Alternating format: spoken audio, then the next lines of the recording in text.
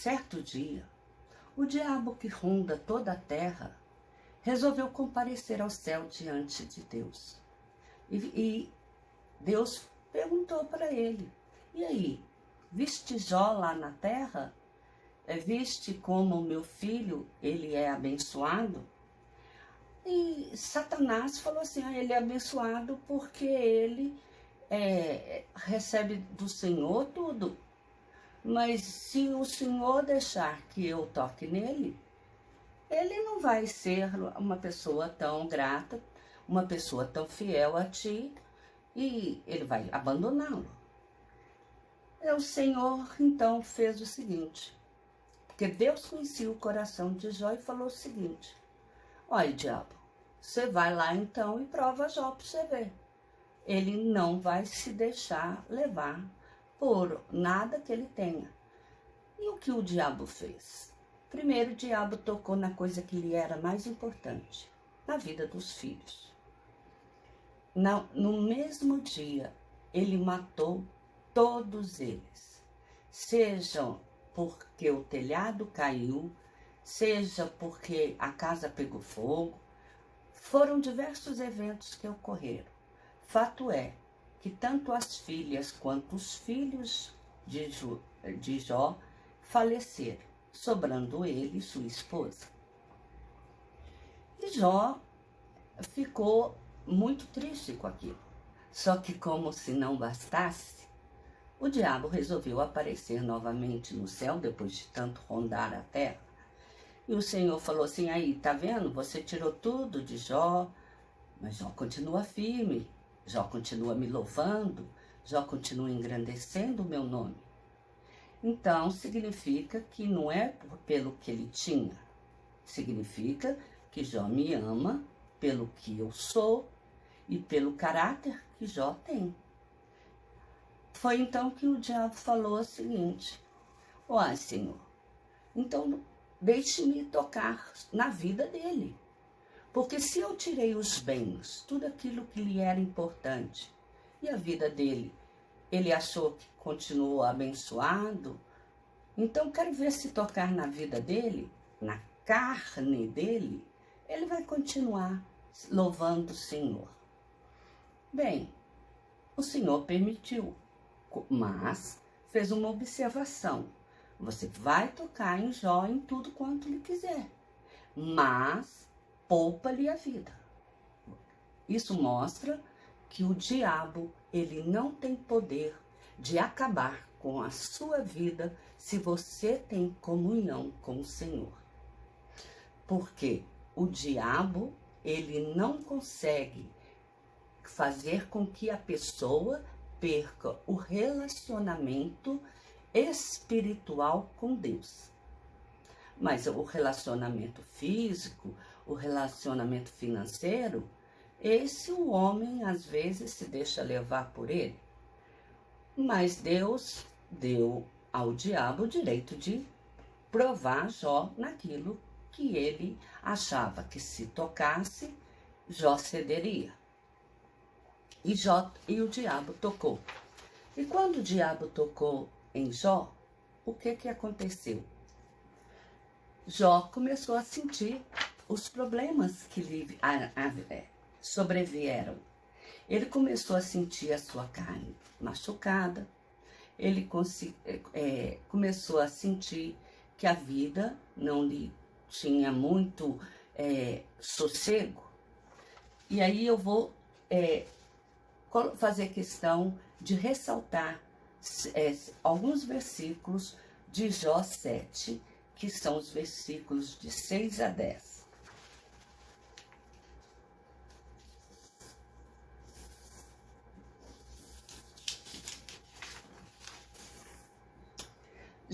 O versículo 6 diz o seguinte: os meus dias são mais velozes que a lançadeira do tecelão, e chegam ao fim sem esperança.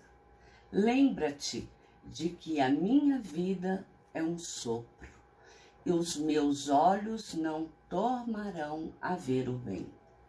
Os olhos dos que agora me veem não me verão mais. os teus olhos estarão sobre mim, mas não serei mais. Tal como a nuvem se desfaz e some, aquele que desce à sepultura nunca tornará a subir. Nunca mais tornará a sua casa, nem o seu lugar o conhecerá mais. Bem, o que eu quero dizer com esses versículos que eu ressaltei?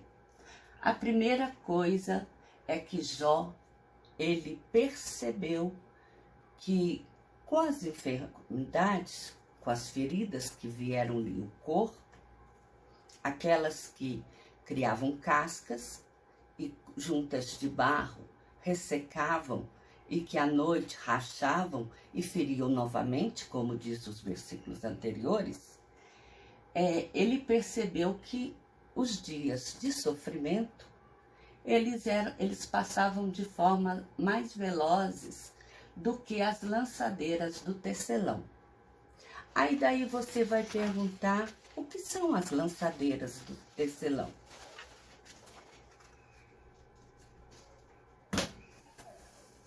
Eu peguei uma imagem, que também considero muito bonita na internet, de uma senhora tecelã.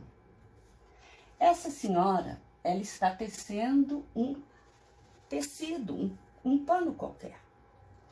E essa ferramenta que ela coloca entre os panos, porque o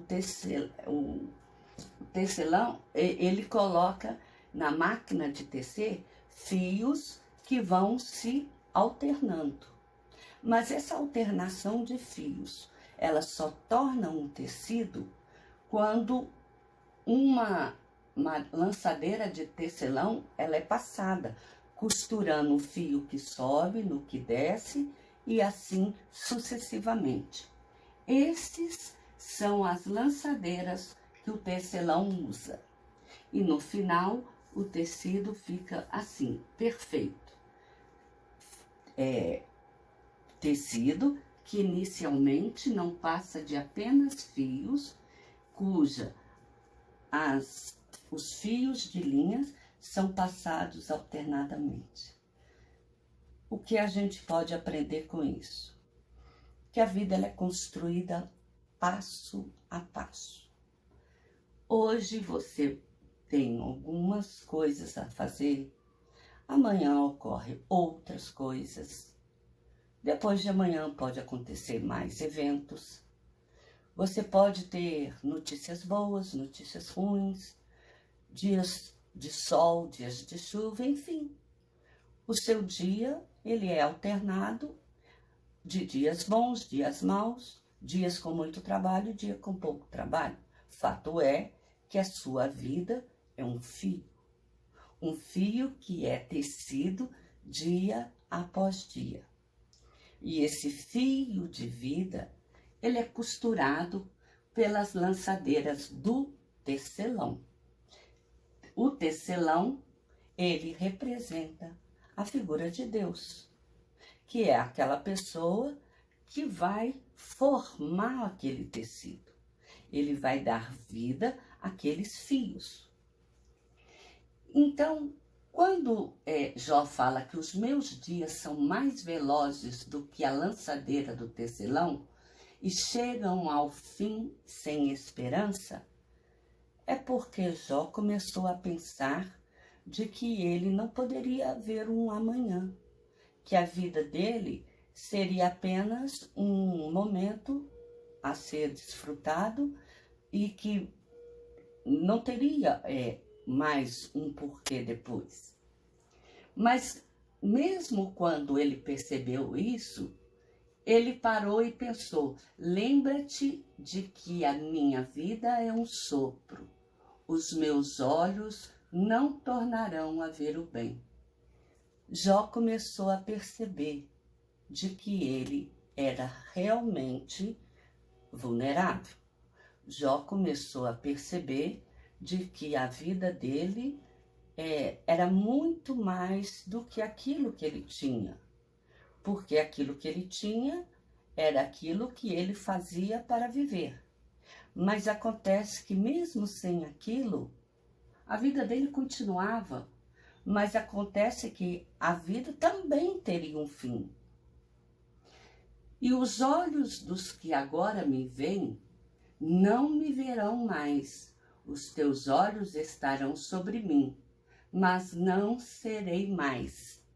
Quer dizer, haveria uma mudança sobre Jó. Jó, ele começou sabendo que ele era um homem temente a Deus, ele era um homem que sabia que Deus era aquele que supria as necessidades. Mas neste momento, ele começou a ver que os olhos dele, aquilo que eles viam, era passageiro. Aquilo que ele tinha era momentâneo. E que então, um momento, aquilo poderia chegar ao fim. E tal como a nuvem se desfaz e some, aquele que desce à sepultura nunca tornará a subir. Jó chegou à conclusão de que a sua vida, ela era e deveria ser vivida naquele momento. Não haveria um momento depois. Não haveria como ele voltar a viver. Esse versículo mostra que os mortos, eles não voltam. Esse versículo faz cair por terra a ideia de reencarnação.